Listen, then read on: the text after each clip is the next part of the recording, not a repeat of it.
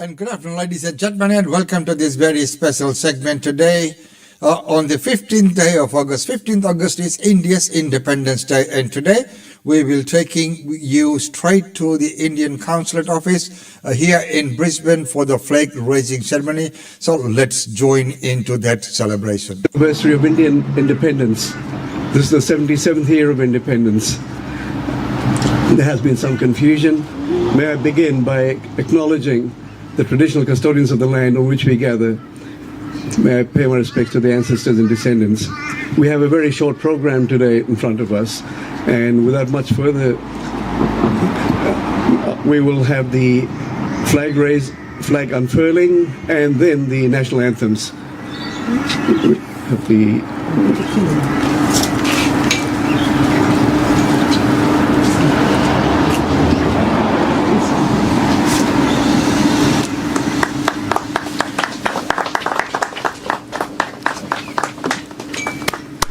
Can we have the Indian national anthem?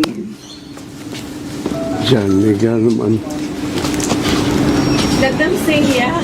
Come on, kids. Come on, kids. Everyone do it. You want the microphone? Then will be Okay, followed come on, by come the on. Australian national. You'll do a much better job than us. Indian first? Indian first, because, yes. Should I take Yeah. You can leave it there. Warm welcome, one and all, to yet another glorious celebration of India's Independence Day. India's Independence Day is not just a date on the calendar. As our beloved tricolour flutters in the breeze and the echoes of the national anthem reverberate through the air, we are overcome with a multitude of emotions. A veneration for our freedom fighters, a celebration of India's commitment to ahimsa or non-violence and moral force in the journey to independence, the achievements made by independent India in these 76 years, and above all, the promise of a brilliant future fill us with pride and joy.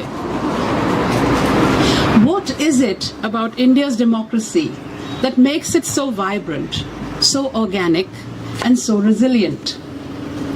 India is steeped in the ideals of democracy, of live and let live, in the celebration of diversity and new ideas.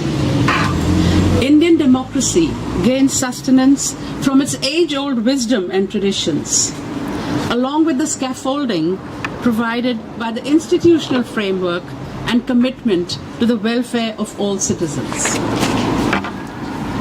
In this year of Azadi Ka Amrit Mahotsav, it is therefore very appropriate that we celebrate the nation first, always first, and Meri Mati Mera Desh, in the spirit of taking India to greater heights.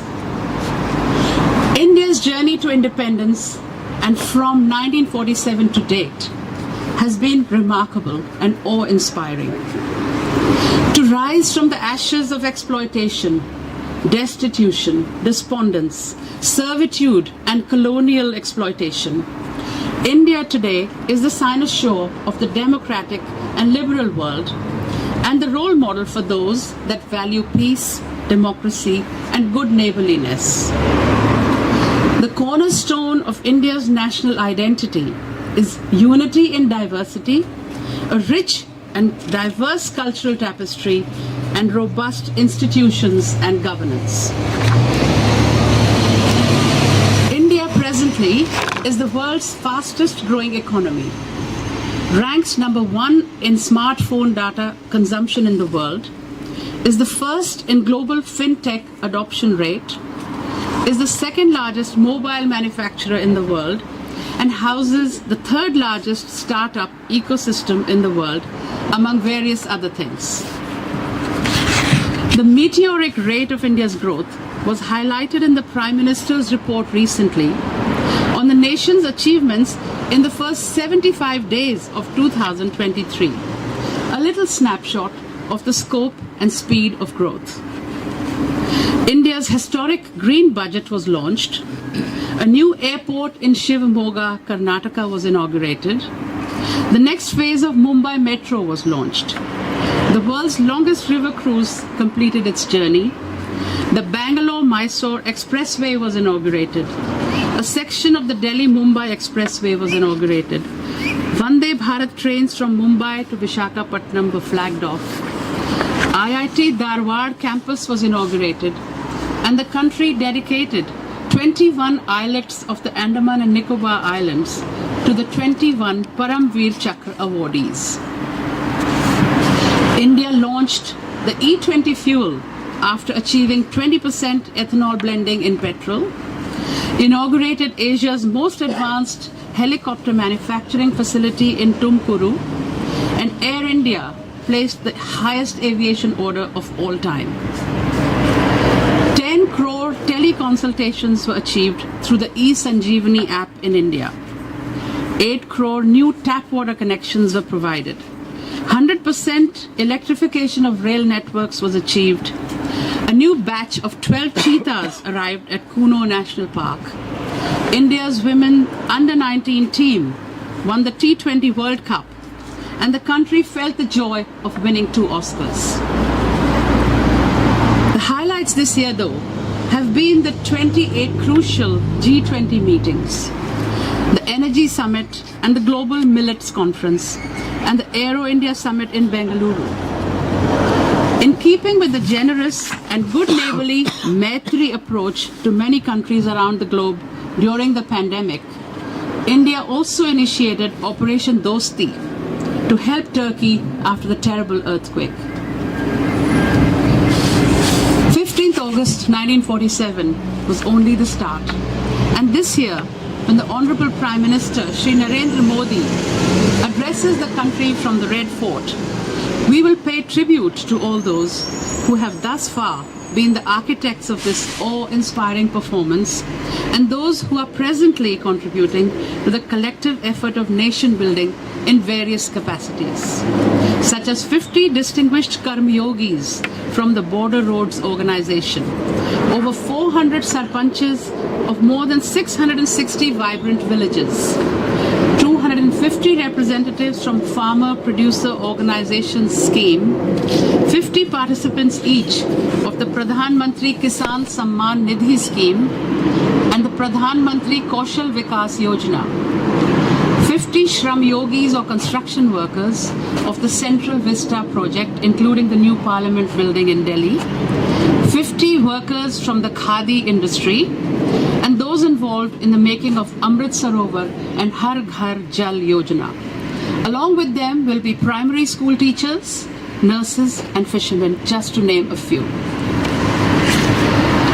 Today, India's economic and strategic importance to the world is matched by an unprecedented attraction for Indian culture through various channels such as yoga and Ayurveda, Indian cuisine, Indian films and music, providing a wholesome and holistic approach to life and its many problems. India's millets, or Shri Anna, is also reaching the entire world. New initiatives such as International Solar Alliance and the Coalition for Disaster Resilient Infrastructure are a testament to India's commitment to tackle issues related to global food security and sustainability. The human face of changing culture of government functioning was amply displayed during the pandemic and during the Ukraine crisis, when the government sent representatives to the 14,000 families whose loved ones were caught up in the unfortunate situation. The future roadmap for India is being given ample consideration by the wonderful work of many organizations such as Niti Aayog and National Company Law Tribunal, just to name a few. However, it is the duty of each and every citizen and members of the diaspora to bring that to fruition. The sky is the limit, friends, and the recent ISRO missions of Chandrayaan, Mangalyaan and Gaganyaan, with the aim of having Gaganauts or Indian astronauts in space in the next decade, are illustrations of the hope, energy, enthusiasm and belief in India's destiny. So we celebrate India's Independence Day. Happy Independence Day, everyone. Jai Hind.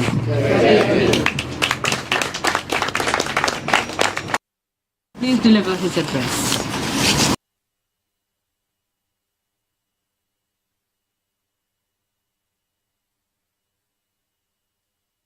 Please deliver his address. Honorary Consul of India, beautiful Archana, my daughter, ladies and gentlemen,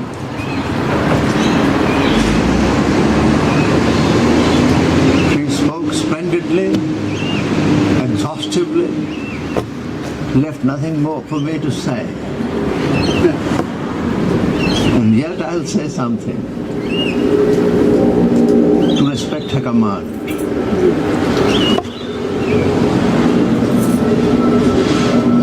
Days tick by, months tick by, years tick by. Time knows no stop.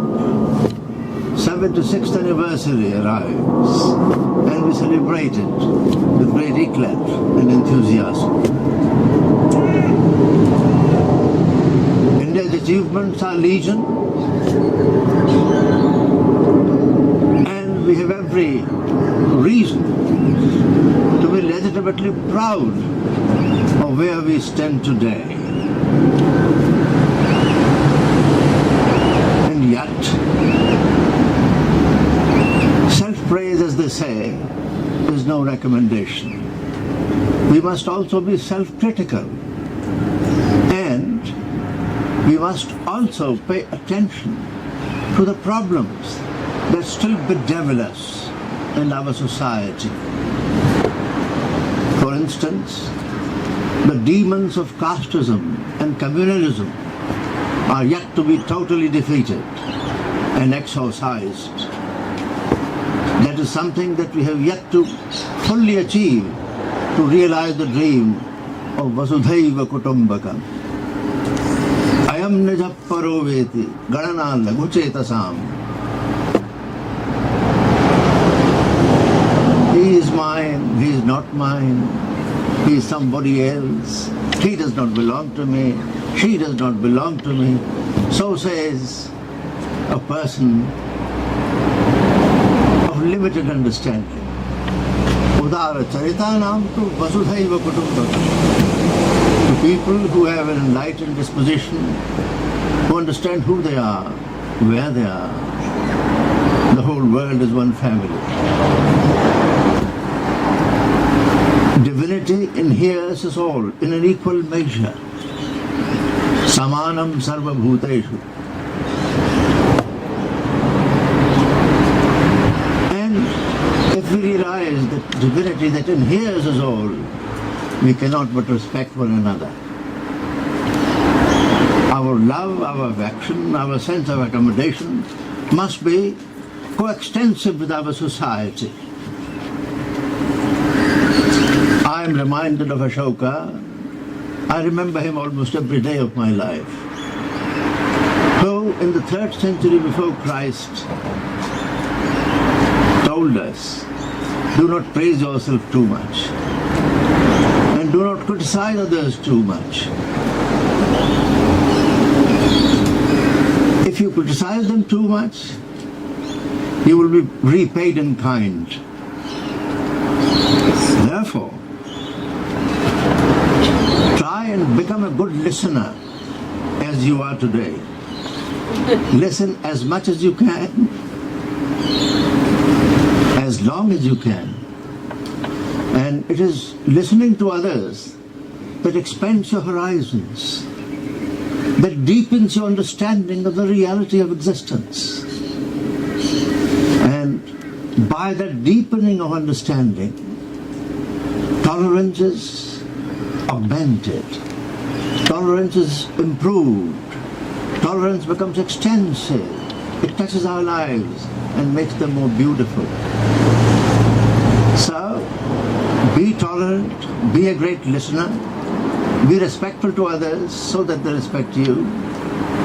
That, my friends, is what is called Dhammasadipana, the illumination of true righteousness, without any sectarian consideration whatsoever. With these few words, with my limited understanding of life, I say, best of luck.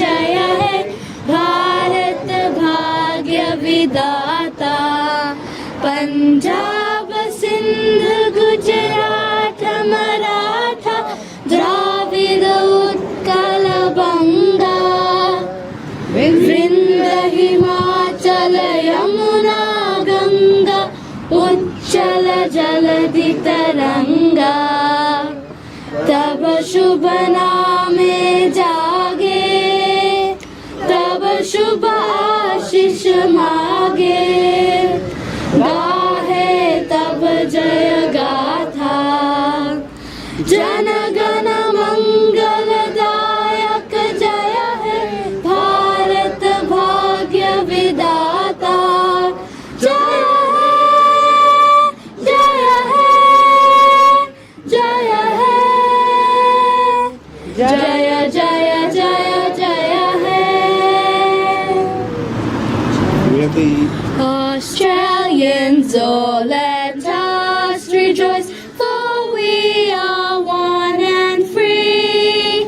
With golden toil and wealth for toil, our home is kept by sea.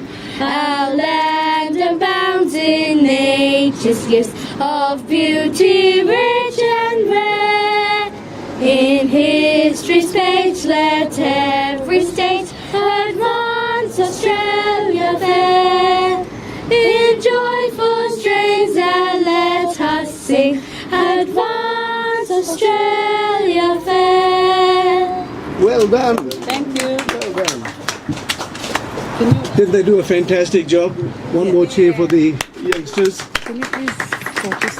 Yeah. It's swinging. Okay. Now, may I now request the Honorary Consul for India? And ladies and gentlemen, that was the live coverage by Australian Indian Radio of the flag hosting today at the Indian Consulate office.